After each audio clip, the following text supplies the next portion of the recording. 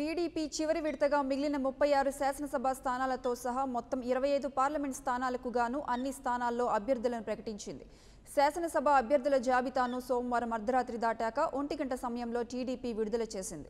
తొలి జాబితాపై వచ్చిన స్పందనను పరిగణలోకి తీసుకొని కొన్ని మార్పులు చేర్పులు చేసింది. లోక్సభ స్థానాలకు ఎంపికలను బట్టి అసెంబ్లీ టికెట్ల కేటాయింపులో ఈ మార్పులు చేర్పులు ఉన్నాయి.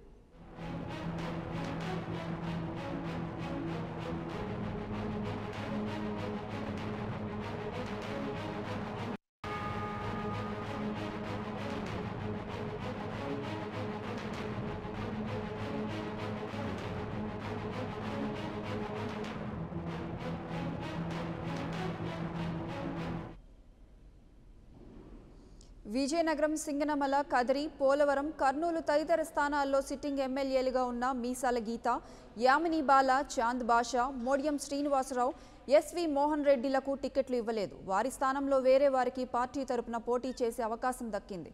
ఉండి నియోజకవర్గం నుంచి తొలి జాబితాలో అభ్యర్థిగా ప్రకటించిన వేటుకూరి వెంకట శివరామరాజును నర్సాపురం లోక్సభ స్థానం నుంచి పోటీ చేయించాలని టీడీపీ నిర్ణయించింది.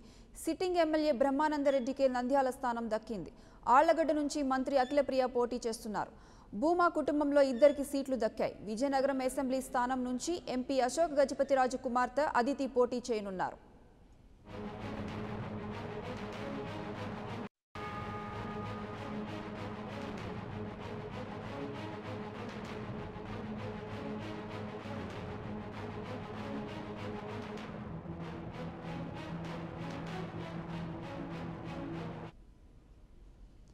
టీడీపీ చివరి విడతగా మిగిలిన 36 శాసనసభ స్థానాలతో సహా మొత్తం 25 పార్లమెంట్ స్థానాలకు గాను అన్ని స్థానాల్లో అభ్యర్థులను ప్రకటించింది.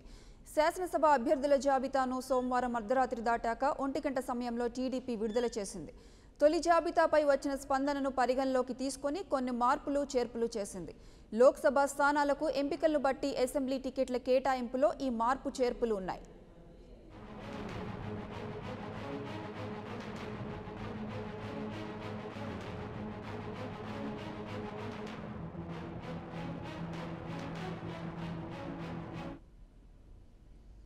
విజయనగరం, సింగనమల, కదిరి, పోలవరం, కర్నూలు తదితర స్థానాల్లో సిట్టింగ్ ఎమ్మెల్యేలుగా ఉన్న మీసాల గీత, యామిని బాల, చాంద్ బాషా, మోడియం శ్రీనివాసరావు, ఎస్వి మోహన్ రెడ్డిలకు టికెట్లు ఇవ్వలేదు. వారి స్థానంలో వేరే వారికి పార్టీ తరపున పోటీ చేసే అవకాశం దక్కింది. ఉండి నియోజకవర్గం నుంచి తొలి జాబితాలో అభ్యర్థిగా ప్రకటించిన వేటుకూరి వెంకట శివరామరాజును నర్సాపురం లోక్సభ స్థానం నుంచి పోటీ చేయించాలని టీడీపీ నిర్ణయించింది.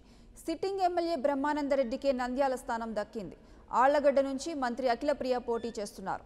భూమా కుటుంబంలో 2 సీట్లు దక్కాయి. విజయనగరం అసెంబ్లీ స్థానం నుంచి ఎంపీ అశోక్ గజపతిరాజు కుమార్తె అదితి పోటీ చేయనున్నారు.